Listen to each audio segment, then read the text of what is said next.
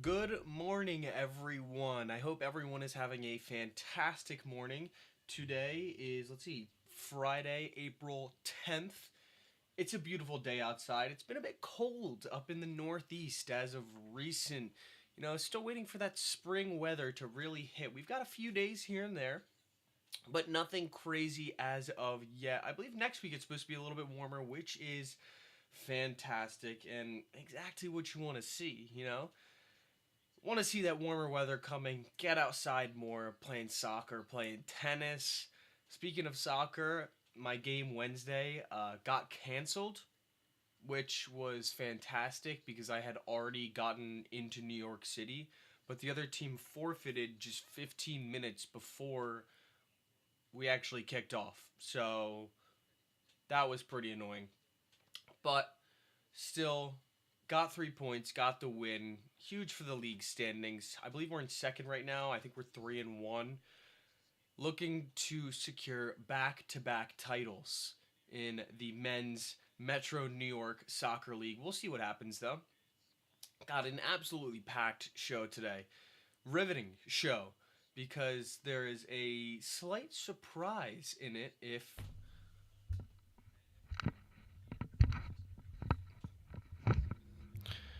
Yeah, I just realized that my mic wasn't down. That shows you that it's just early enough for me to be confused. The first probably few minutes of this didn't sound very great. And you know what? You live and you learn. But cheers, everybody.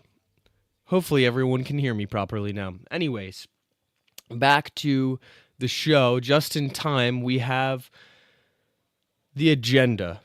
First, we are going to be doing a Monte Carlo recap of the week. There's been some fantastic tennis. We have a Champions League recap. I don't know how I forgot, but yeah, the Champions League was this week. I should have covered it on the Monday show. Didn't. We're covering it on the Friday show.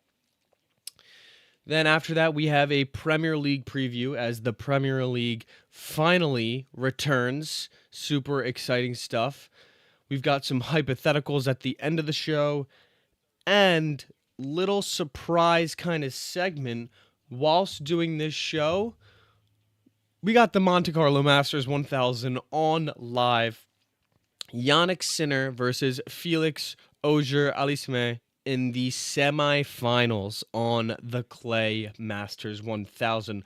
Really looking forward to keeping up with this as I go throughout the show. Now, let's quickly go into that Monte Carlo Masters 1000. But first, we're going to do one of these bad boys. Yep, perfect. Let's get this stream link copied. Got to make sure that we share it, Got to share the link. Post it out there. Because today is serving as kind of a live show / watch along, if you will, which is honestly sounding really fun because this is not something that I ever would have done because there's no tennis on that's synced up. But as this kind of European swing goes on, we'll have the Rome Masters, the Madrid Masters. I have a feeling that this isn't going to be the first that this isn't going to be the last, I should say, last show that we have some live tennis on during the agenda. Now, let me just quickly put this out there.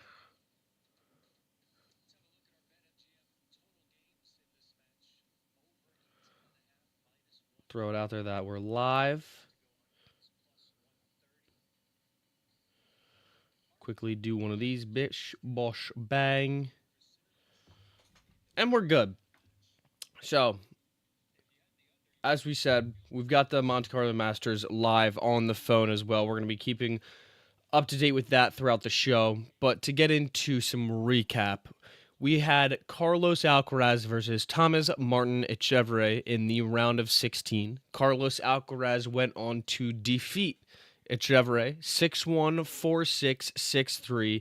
And Alcaraz absolutely cooked in that first set. I mean, he looked fantastic out there. Etcheverry actually played a very good second set. He came back, took a set off Carlos, but ultimately Carlos is just way too good on this surface. It's his best surface. It's his favorite surface. This is what he grew up playing on. A Spaniard on clay just makes sense. It just fits, especially after all those years that Rafa dominated.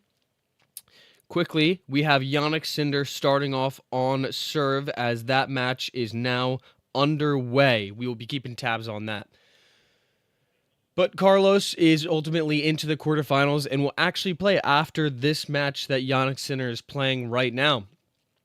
He will be facing off against Sasha Bublik, who defeated Yuri Lehechka 6-2, 7-5. Now, this was a little bit of a surprising result, to be completely honest with everyone, because, Bublik is fantastic, but Lehechka has been having a very good kind of spurt of tennis. He made the Miami Open finals and looked to make some noise here in Monte Carlo, but ultimately Bublik defeats him pretty handily. I mean, he absolutely destroyed him in that first set. What's up, Schultes? How we doing? Just a quick reference, Schultes. We got live tennis on in the background. Jannik Sinner is currently on court. But Sasha Bublik will face Carlos Alcaraz in the quarterfinal just after this Jannik Sinner match. Really excited for that and should be very entertaining. This is actually the first time that Carlos and Bublik will be matching up against each other. They've never seen each other play, so it'll be a new challenge for Carlos and definitely a new challenge for Bublik. Should be very entertaining, though. I love Carlos in this one, obviously. I mean, he's just so renowned on clay already, even at such a young age. And he's defending a lot of points here at Monaco. I mean, he won it last year, so he's got all 1,000 points to defend. So he'll definitely be up for this one.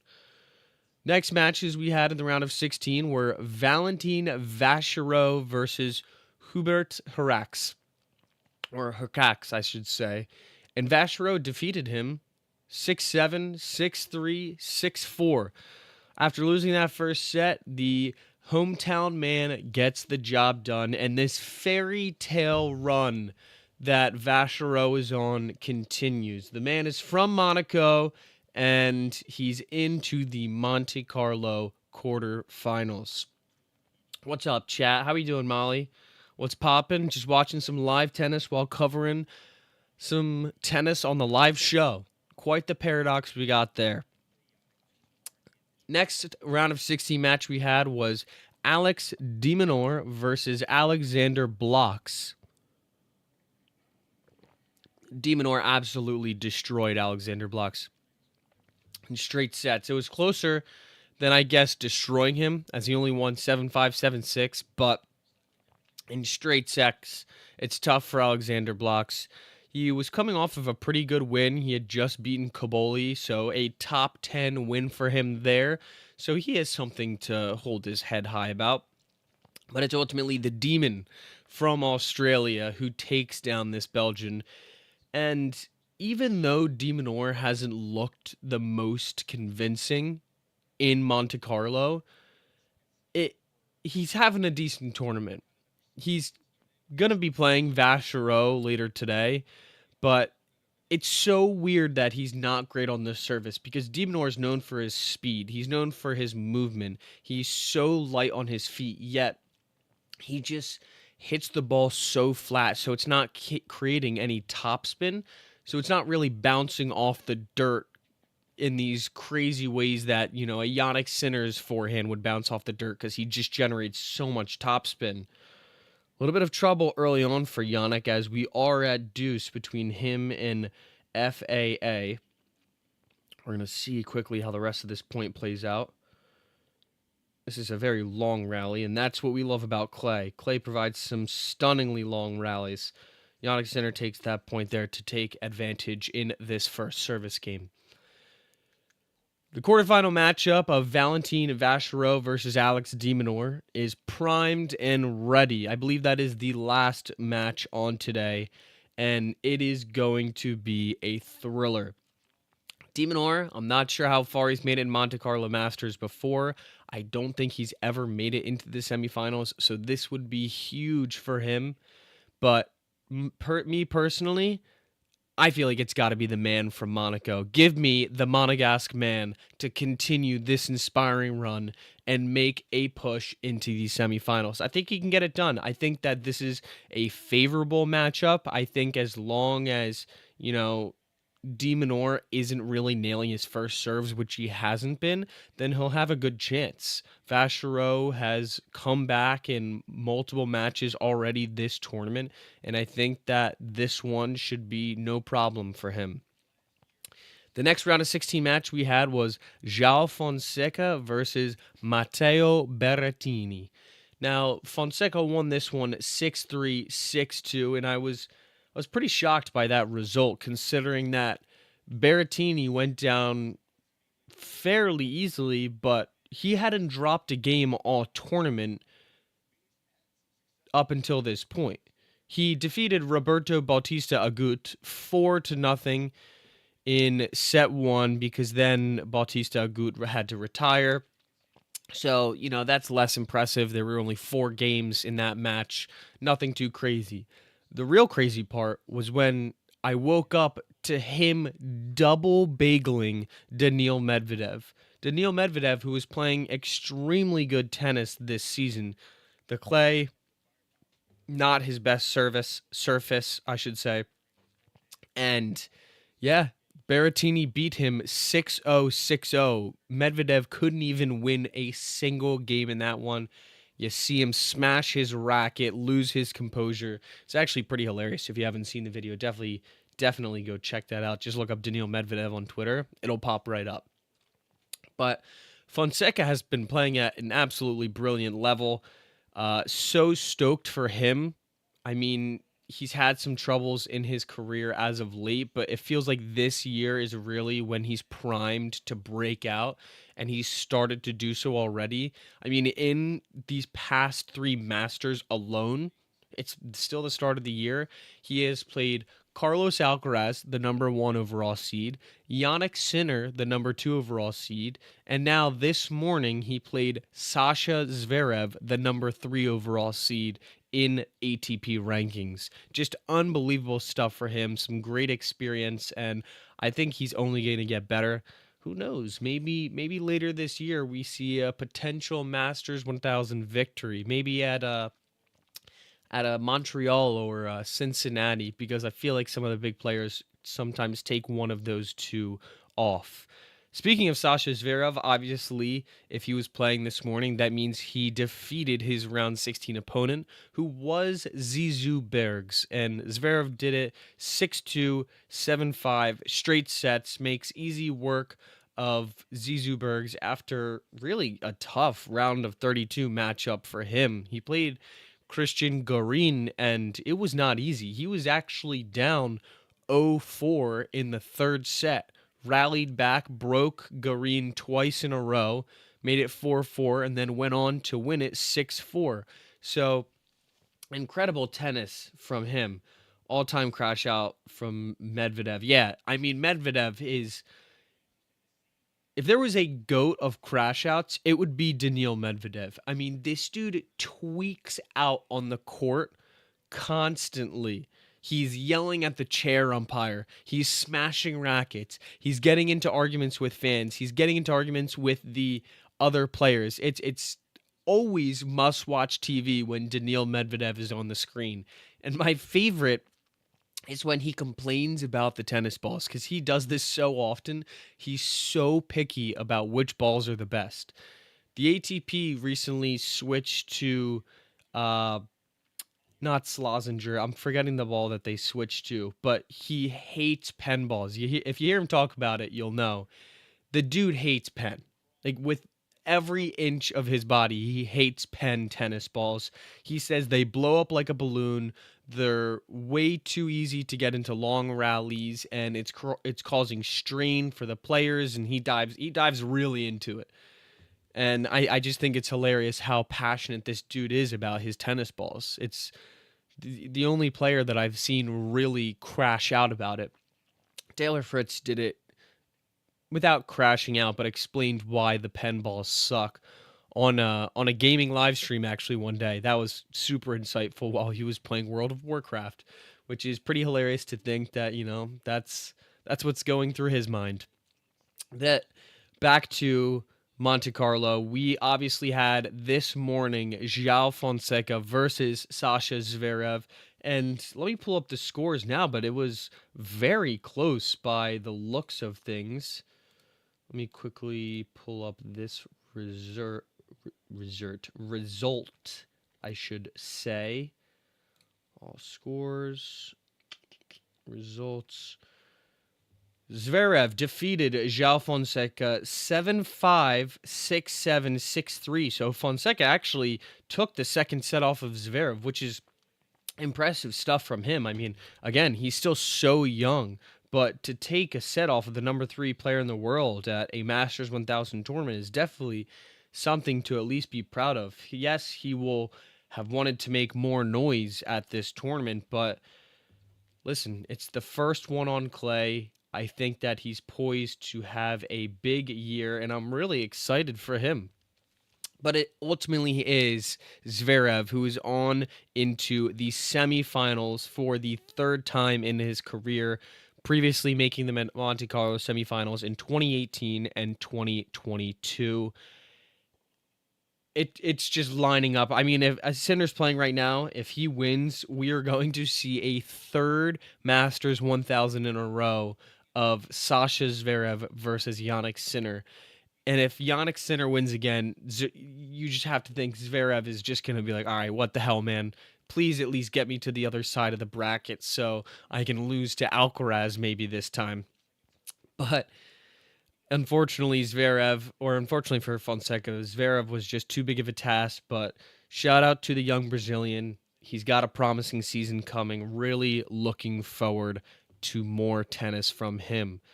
Felix Auger-Aliassime. Every time, that name never gets easier to pronounce, by the way. I don't think I'll ever get it right. FAA is the great nickname that he is called because his name is so tough to pronounce.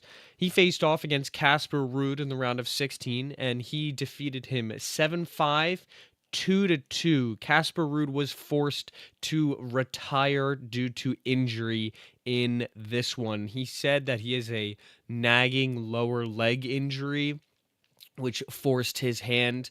Really tough for him. I mean, Ruud is, like, when you think of clay court specialists on tour, he is the definition of a clay court specialist. The dude doesn't even like playing Wimbledon, let alone on hard courts. He just loves clay. You got to respect it at a certain point, how determined he is to only play on clay. It's pretty hilarious. But it is FAA who won and is on to the quarterfinals. And on to the quarterfinals, I should say, is currently playing in the quarterfinals. A little update on the match. It is currently 1-1. Both players holding their first serve. Jannik Sinner is up in his second service game, 30-love. Great serve coming in from Sinner. Deep drops back to the baseline. Now these two get in a baseline rally, and that's not something you want to do against Jannik Sinner.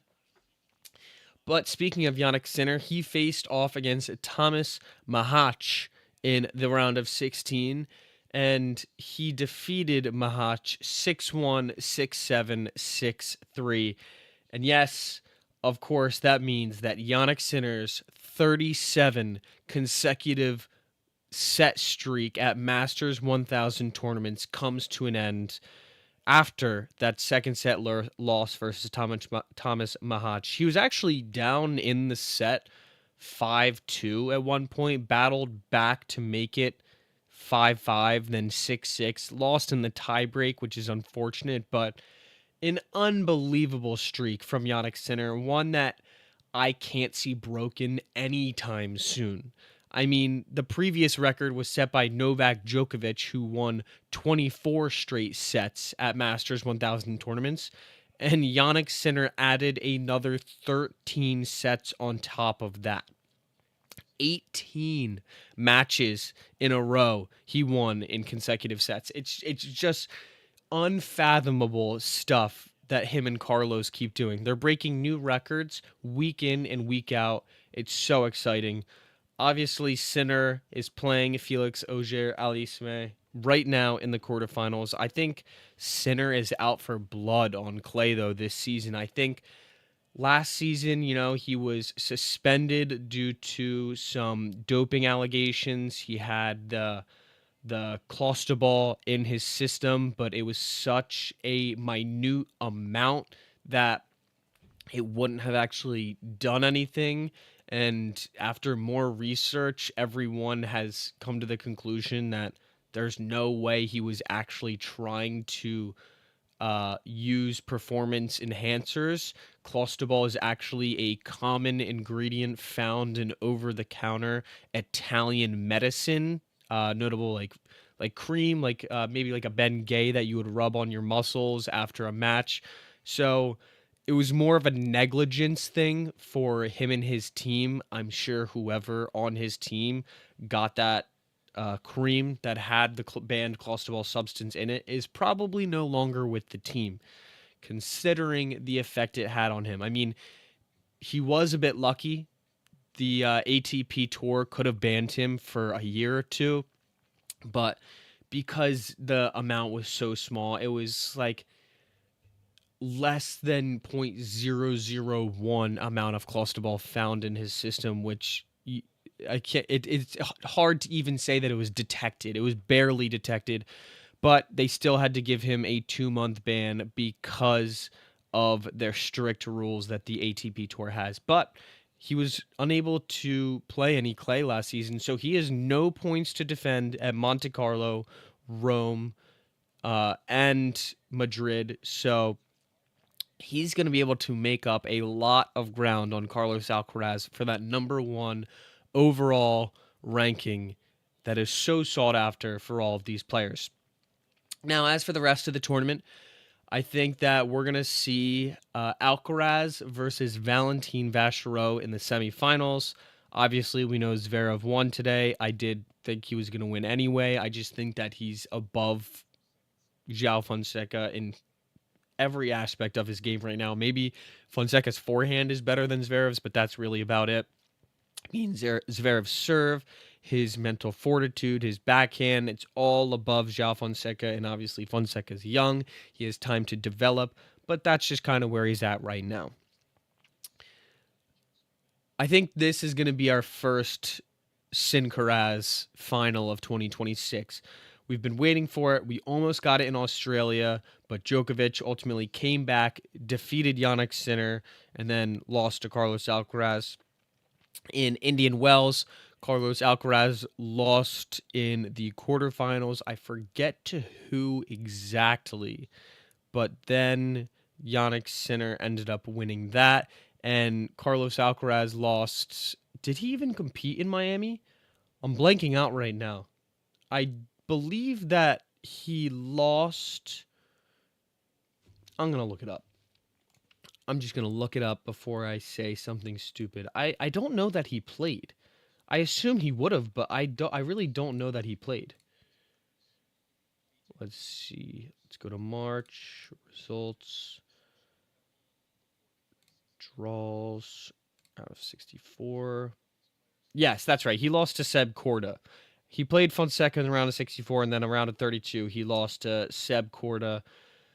Forgot about that result. That made a lot of waves. Apparently not enough for me to remember, but I digress. When is De Zerbi press conference? I'm actually not sure. Is there a De Zerbi presser? I mean, Tottenham play. When do Tottenham play? I'm going to cover all of the English Premier League in a bit, but Tottenham plays Sunday.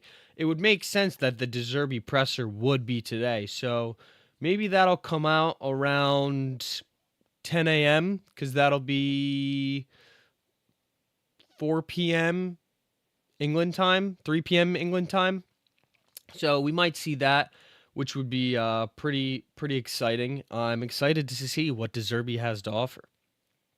Now, that's a good segue because we have now finished the tennis segment, and let's move on to some Champions League recap. What a week it was. I can't believe I forgot to cover this on the Monday show. Just unbelievable for me. That international break really screwed up my mental. I completely forgot that we would go right back into the Champions League. I thought maybe there would be a week break. No, apparently not. um, but we did get right back into the Champions League, so let's cover it now. We had some stunning matches. First match, Bayern Munich versus Real Madrid. Bayern win it 2-1. Bayern just looks so threatening. I mean, I think they've already scored 100 goals over the course of this season. Let me double check. I think the last time I had looked, they had scored 94 goals in the Bundesliga, which is just absolutely ridiculous numbers from them. I know that, uh they score a lot, but damn.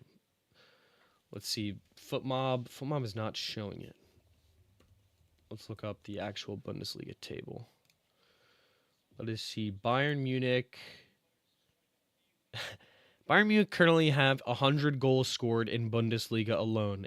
Across all competitions, it wouldn't surprise me if they had 150 goals this season. Just absolutely ridiculous numbers coming from them. And they started off in the first half against Real Madrid at the Bernabeu, mind you, not at the Allianz Arena, at the Bernabeu, scoring Luis Diaz in the 41st minute. And then Harry Kane followed it up just 5 minutes later, right after halftime in the 46th minute, and you start to think Bayern are going to run away with it. Well, Madrid fans were able to get their team back up for it, and Mbappe finally scored in the 74th minute, but that's all Madrid were able to walk away with in this one. They will be going to Munich, to the Allianz Arena, down 2-1, and that is going to be a tough task. Now, Bayern, they like to play open, so goals will be there to be had for Madrid. But man, that atmosphere is so intimidating. I actually went to a Bayern Lazio Champions League game back in 2024. One of probably the best sporting events I've ever been to in my life. It was incredible. That stadium is rocking when they are playing. Let me tell you, it is an unbelievable environment. Now, the man of the match of this game was fully deserved, and it was 40-year-old Manuel Neuer. This dude was playing unbelievable. Some of the saves that he was making, some of the reactionary saves, as a goalkeeper myself, it just makes you proud to see. He's been doing it for so long. He's been at the top of his game for 2 decades now. And yes, Manuel Neuer is the best goalkeeper of all time.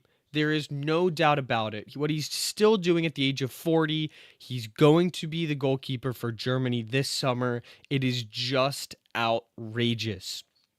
I made a TikTok on it the other day. I mean, he's completed football. He's won the World Cup. He's won the Champions League. He won the sextuple, winning all 6 trophies in a single season with Bayern Munich. He has finished 3rd in Ballon d'Or rankings behind only Messi and Ronaldo in 2014, which was peak Messi and Ronaldo, the year they won the World Cup. He is just unbelievable. Not to mention the fact that he revolutionized goalkeeping. He started this era of the sweeper keeper and playing with your feet, coming out to act as, a 5th defender at points when you have to come and clear the ball. He is so exciting to watch. He always has been. If you haven't seen his early career highlights, go check him out. They're ridiculous. He's out of his mind. But next match, we had Arsenal versus Sporting. And, to say the least, this match was way less exciting. I mean, this Arsenal team is going to make the Champions League semifinal, playing cupcake teams, barely beating them on this bullshit, ugly, wicked witch of the West style of football that Mikel Arteta is having his side play. I feel bad going into it every single week, but I just don't understand how they're not combining more, creating beautiful passages of play and open play when they've been working on this for 6 years. Arteta's been at the helm for 6 years now. I mean, surely his end goal wasn't let's manufacture a shitload of corners and set pieces and dominate that way. He's just the final upgrade in a Pokemon evolution of Tony Pulis then at that point. But they're winning, and you know what? It's really hard to argue against them right now. Yes, they were knocked out of the FA Cup and lost in the Carabao Cup final, but they're up 1-0 heading back, or heading, I guess, to Sporting for the second leg. Up 1-0 in aggregate. Havertz scored the only goal in this one in the 90th minute +1. But man, you just know Arsenal's going to win. You just know it's going to be Arsenal. On Wednesday, we had some incredible matches as well. Barcelona versus Atletico Madrid, and Atletico Madrid win it 2-0 and get their first win away in the Champions League at the Camp Nou since 2006. Diego Simeone was only 35 at the time, hadn't even been the Atletico Madrid manager. He joined them in 2011. So this predates him in any aspect. But Atleti with a massive win, and this team is so good. I am begging my friends to see it. This Atletico Madrid team is legit. They are well crafted. Julian Alvarez is playing like a freaking superstar. He's a world beater at the moment. And he scores in this one in the 45th minute, shortly after Cubarsí is shown a red card for Barcelona. Julian Alvarez has a free kick in front of him, bends it up and over the wall, dips right under the bar, and it was a stunning free kick from him.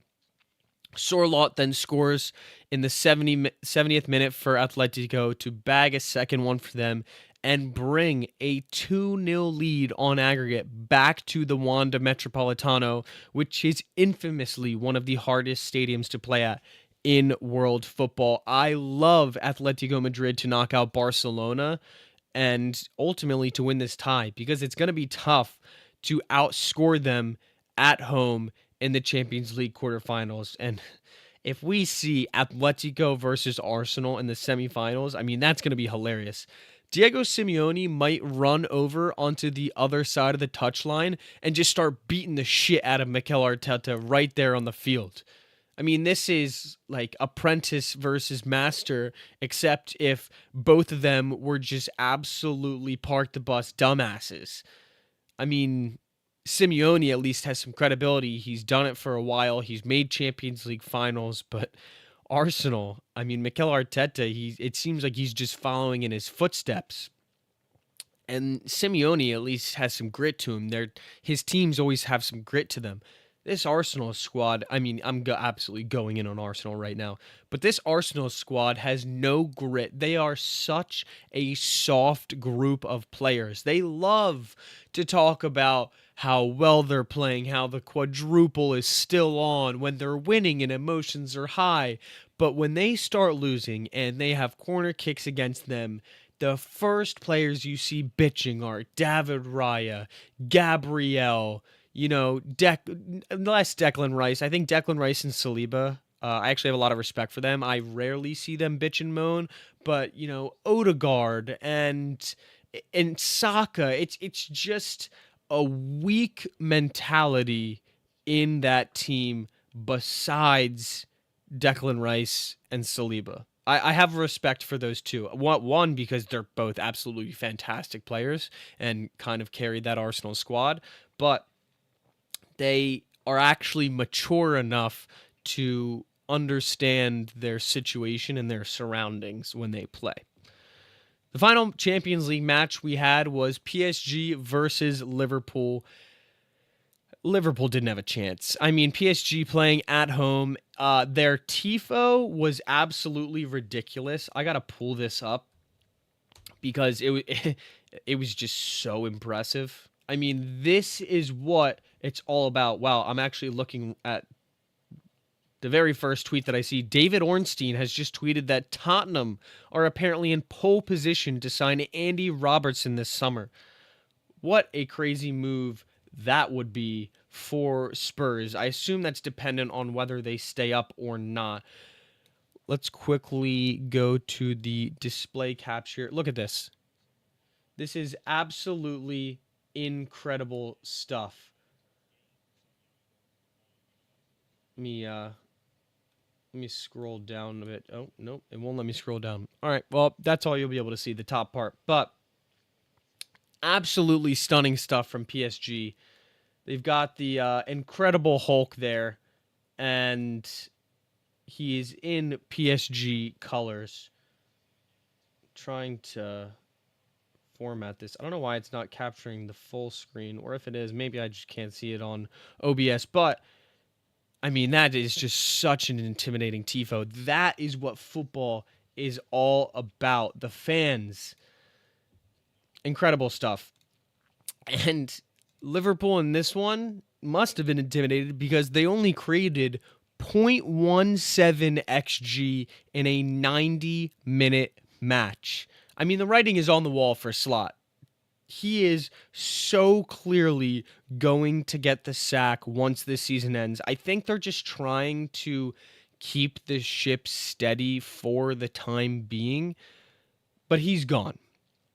Doué scores in the 11th minute for PSG off of a wicked deflection, and then Kavica Kvaratskhelia scores a wonder goal, weaving in and out of Liverpool defenders, sending Alisson back to Brazil and scoring a beautiful goal. The pass also from João Neves to set it up was picturesque.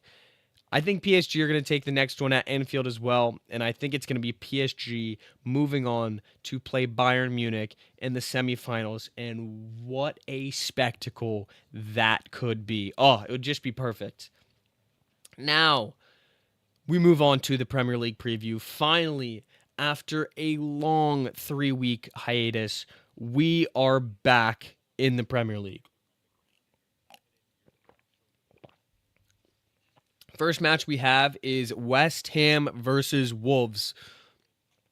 West Ham are just still 1 point behind Tottenham. I think people forget that. I expect the Hammers to go into this one fired up, especially after getting knocked out of the FA Cup last weekend to Leeds. I mean, they gave their fans so much hope. They scored 2 goals in stoppage time to tie it back up 2-0 and then lose on PKs.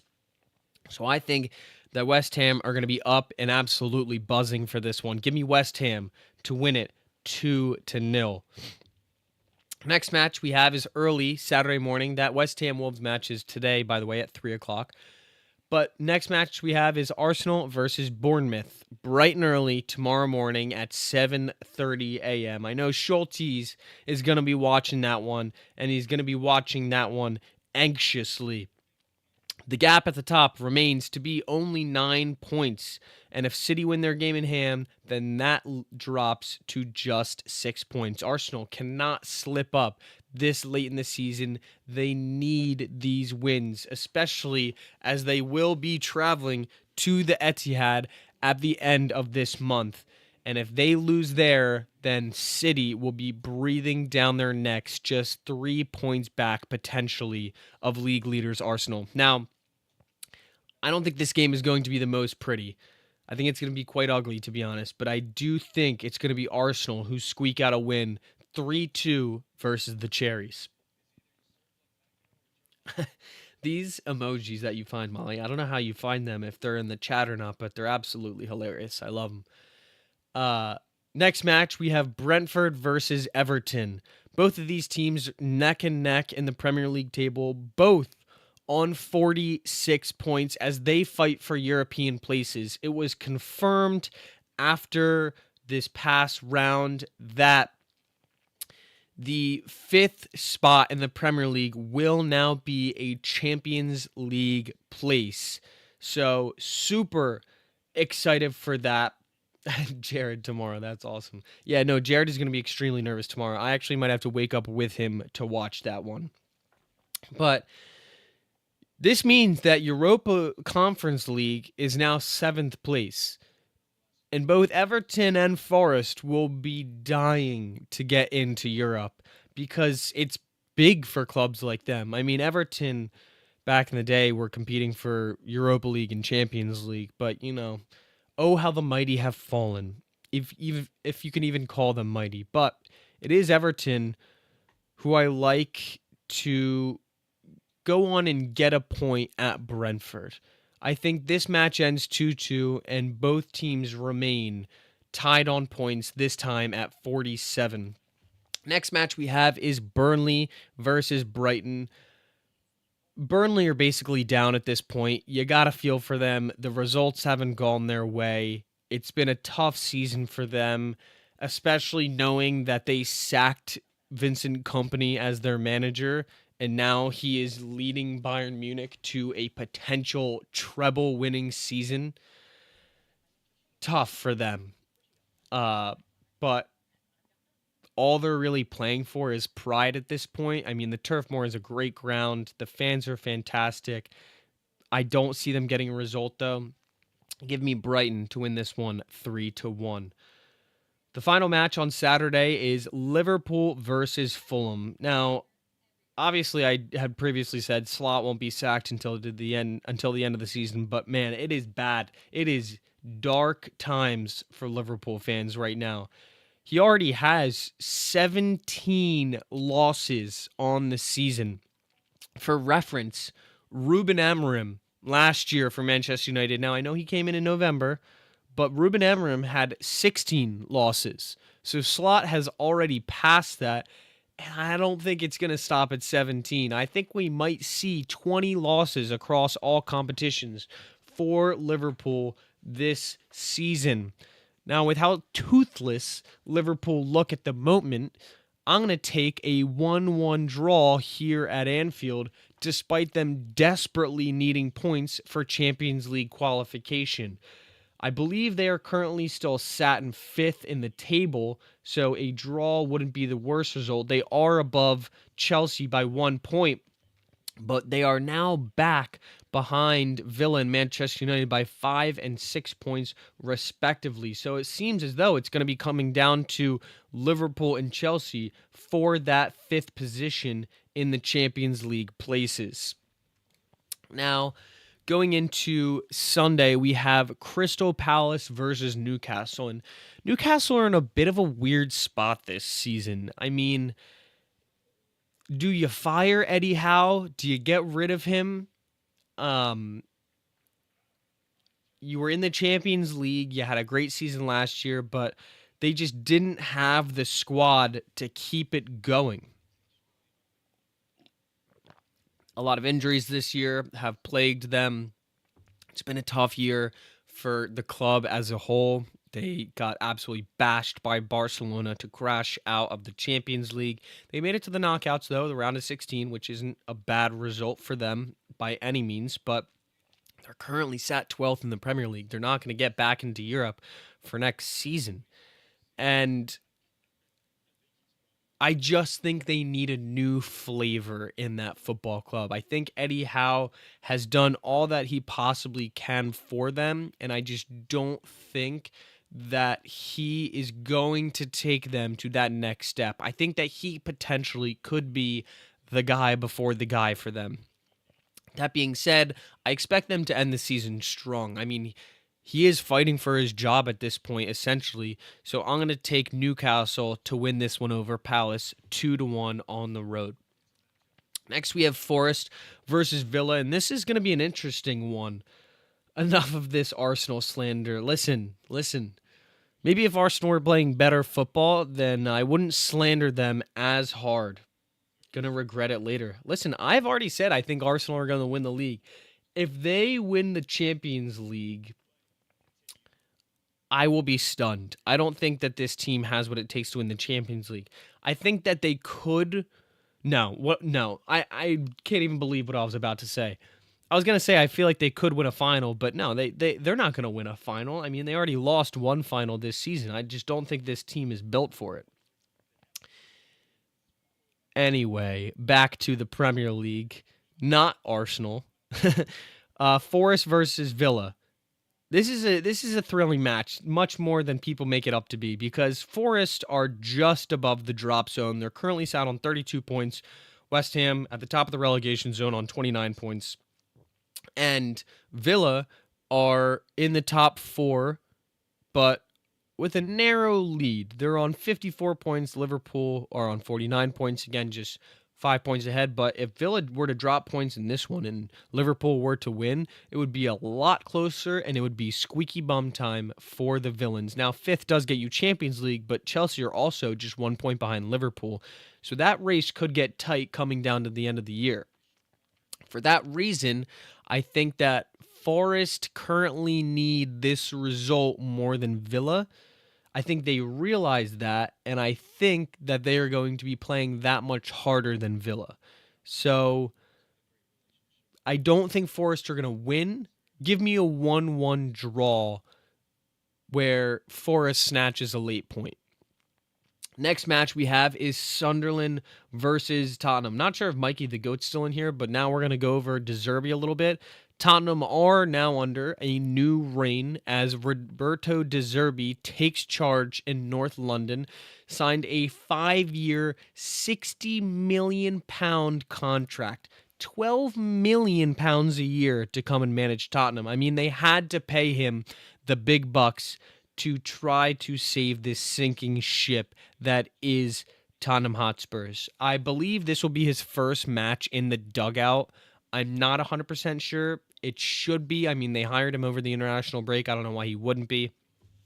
I expect Tottenham to get a result, though, because if you really think about it, he is going to try to keep Tottenham up. So he's going to be playing players that are willing to fight for him. A new regime has come in, which means these players have to prove themselves over again. This is a permanent manager. This is not a caretaker manager. So they will be playing under him next season, unless, of course, they leave for another club, which is very possible as well. But since he wants to stay in the Premier League, he will be playing whichever players are the hungriest. I think we're going to see a very different Spurs lineup than what we are used to seeing over these past few weeks. And Spurs need a win. I think I saw a stat that Spurs haven't registered a win in over 100 days, which doesn't seem like a true stat. Maybe that's a home stat, but whatever it is, it's it's ridiculous. That's 3 months. You're telling me that Spurs have not got... I think it might just be a win. I don't know if it's a home win. It might be, but since December, or since January, that's utterly embarrassing. But Spurs will look to steady the ship this weekend. I think they will. Give me Spurs to win away at the Stadium of Light 2-1. The final match Sunday is an absolute cracker. We've got Chelsea versus Manchester City. Big points on the line in this one. Chelsea are currently sat 6th in the league on 48 points, a point behind Liverpool in 5th. 7:30 a.m. wake up tomorrow. Yeah, that is going to be a demon wake up, but it must be done. Chelsea currently 6th in the league, and City are currently trying to track down the league leaders, Arsenal, who play at 7:30 a.m. tomorrow. And it's kind of a funny spot for Chelsea when you think about it. They're in a bit of a catch-22 at the moment because obviously you want to win. You always want to win. You always want your team to win. Chelsea need to win to be in the Champions League. But at the same time, if Chelsea defeat Manchester City tomorrow, they will practically be handing the Premier League title to Arsenal on a silver platter, which I would love to hear from Chelsea fans what you think of that. I mean, I've got a couple friends that are Chelsea fans. I'm going to ask them.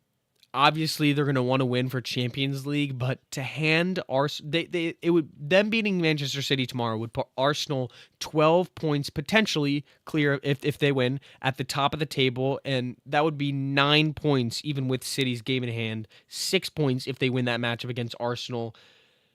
it would just be way too big of a feat for Manchester City to come back from this late in the season. So Chelsea, a lot to play for tomorrow. A weird situation for them. I think City are going to win it at Stamford Bridge. Give me the Citizens to win it 3-2 away from home to keep the pressure on Arsenal at the top. The final match of this Premier League weekend round is Manchester United versus Leeds on Monday. I can't believe I haven't watched my team for 3 weeks because of international break and FA Cup weekend, and I have to wait a full weekend still to watch them. It's ridiculous. It feels like a new season at this point. But Manchester United play Leeds. This match is always spicy. It has the juice. It's at Old Trafford this time. We already played them away at Ellen Road. I believe that we drew them away as well. So definitely need to take the season victory over them in this one. I don't want to be level on points with Leeds over the course of a season in our two matchups. Now, Manchester United dropped points just before the international break. We drew Burnley 2-2.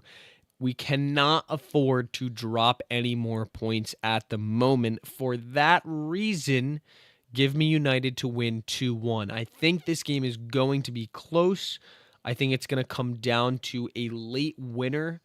And I think it's going to come down to Bruno Fernandes. He is the talisman of Manchester United. He is in the hunt for player of the season, and I think that he can really start to solidify and lock up that position over the coming weeks. I mean, he's only, 3 assists, 4 assists off the assist record right now, and we still have how many games left? 7 games left to play. Plenty of time for him to break that. What a season he is having. Bruno Fernandes, I love you. Now, that's every bit of news we're going to cover. Quick check-in on this Jannik Sinner and FAA match. Jannik Sinner takes the first set over Felix, winning 6-3. We are currently in the second set. FAA is on serve to start. So, big start from Jannik Sinner so far. Hopefully he can close this out in straight sets and get an easy win. Now on to the hypotheticals. If your team could sign any player in world football right now for a fair fee that your team would pay, who would you choose? Now, when I thought about this question, obviously Manchester United have a lot of problems. Our left and right back are terrible. Our center backs are injury prone. I mean, Maguire's getting older. He missed a lot of time this season. De Ligt has a back injury that's kept him out for a very long time and is very worrying. Lisandro Martinez also got injured, but I believe is now back. He's had some serious injuries, and we rushed him back after a massive ACL injury, which was obviously going to create another injury because his muscles weren't up for playing 90 minutes week in and week out. But the biggest need for Manchester United is going to be a staunch center mid / center defensive mid. And I could think of no two better players to sign than either João Neves, Bruno Fernandes' Portuguese teammate from PSG, or Joshua Kimmich from Bayern Munich. Kimmich has been my dream signing for Manchester United for years.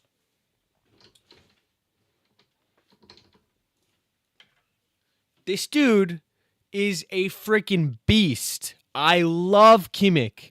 I am a German soccer fan. Yes, I am German. My last name is Weigand. Get over it. I root for the U.S. in the World Cup, but when it comes to the Euros, Germany are my team. Stunning jersey, by the way. Look at that. Absolutely beautiful. But Joshua Kimmich is a fantastic footballer. He is so freaking good on the ball. He is a leader on the pitch. I would do literally anything to have him at Manchester United. He would revolutionize this team and our midfield. But let me know down in the comments who you would pick for your team. I have some ideas on some other teams. I think Arsenal, if they could choose any player in the world to add to their current team, it would probably be Kylian Mbappe. Because if you put Kylian Mbappe in that attack, that would be disgusting. Now, I'm curious actually to hear what an Arsenal fan would say, because if it's not Mbappe, I think it's Kavicha Kvaratskhelia from PSG, because if you put him at left wing, Arsenal finally have that left wing position sorted for years to come, which has been a problem for them as Martinelli is literally cat shit and Trossard looks like a recovering addict. Next hypothetical. If you had to choose between winning Olympic gold, winning no prize money at all, but becoming your nation's hero, or winning one Grand Slam of your choosing and $5 million, but retiring on the spot after that, which would you choose? Now, this is a tough question because you're guaranteeing yourself a Grand Slam and you're guaranteeing yourself $5 million. $5 million is a lot of money. From that Grand Slam, you will probably get endorsements and make more money off of that, but you'll never be able to play professional tennis again. Now, the flip side of that coin is the Olympic route. You win Olympic gold, you earn no prize money, so you're starting at zero. But again, I think you would get a lot of endorsements. You'd probably get more endorsements for the Olympic win, so there would be a stream of money coming in. You also get to continue competing professionally at a high level of tennis. This isn't going to guarantee you any more wins, but you at least get to continue playing professionally. Now, your career earnings, if you win the gold medal, might not exceed $5 million ever. And you might not exceed that much money. So it's interesting. Would you rather take the glory of the one slam and $5 million, or the glory from your entire country winning an Olympic gold? It's really tough, honestly, when you boil it down like that. I mean, I think I would have to go winning Olympic gold, just because if I won a Grand Slam and then you told me I could never play again, I had to retire on spot, that would be brutal. I'd be pissed because I just reached the top of my game. But winning an Olympic gold, that is not something a lot of people can say. I mean, the Olympics are only every 4 years. There are 4 slams per year, so the number of Olympic gold winners is far, far less than Grand Slam winners. It would be a risk because you're really depending on endorsements from your country. Now, a country like the United States, you could probably get some pretty incredible endorsements. You're going to be on the Wheaties box, but I don't know. I personally would take the Olympic gold medal, no prize money, but I become my nation's hero and I get to continue playing tennis professionally, because I think that would be a much more exciting route than just winning one slam and chasing the $5 million. Now, I wouldn't be guaranteeing myself any other ATP wins, but you'd have to assume that you could potentially get a few more titles. Maybe not Grand Slams or Masters 1000s, but definitely a few titles. Shout out to Joko United on X for that one. Stole that hypothetical from him. Now, that's everything we have on the show. Wrapping up the show, we check back in. It's 1-1 in the second set for Sinner versus FAA. Really looking forward to the Monte Carlo Masters semifinals and finals this weekend. Going to be driving back heading up to Penn State this weekend. Going to be driving back on Sunday. Probably going to have the final on in the car, depending on what time the final is. I really don't know. It might be at 10 a.m. Eastern time. It might be later. I'm not sure. I have a feeling it'll be around 9, 10, 11 a.m., but we'll see. Premier League is finally back, though. Super excited for this weekend. A lot of big games this weekend, notably that Chelsea-Manchester City one. Please leave a like and subscribe. Also, comment down below who you think is going to win Monte Carlo and whether your team will win this weekend. Also, let me know what you think of which player you would like to sign if you could choose only one, and whether you would choose that Olympic gold and national glory or winning that slam and $5 million cold hard cash. Thank you guys all for watching, and we'll see you guys on Monday. Have a good one.